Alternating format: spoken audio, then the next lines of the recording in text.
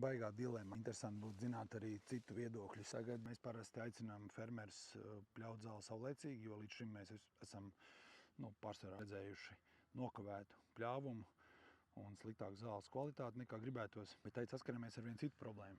Tad, kad stiebra zāles nopļauj pārāk agri, tad šitās te vārpas atrodas vēl aizmetņu stadijās zem pļaušanas augstuma. Un pēc pļaušanas viņas izšauj šitā te ārā. Ja?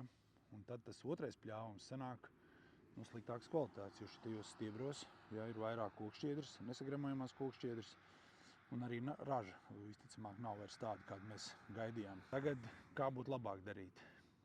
Sagaidīt pirmajā pļāvumā, kad iznāk ārā, jau sāk nākt ārā vārpas, un tas ir acīm redzami, un tad pļaut, vai tomēr pļaut pirmo pļāvumu maksimāli augstas kvalitātes un zaudēt kvalitāti, vai riskēt zaudēt kvalitāti uz otrajā pļāvumā, ja gadījumā esam nopļāvuši virs vārpu aizmetņu galvām.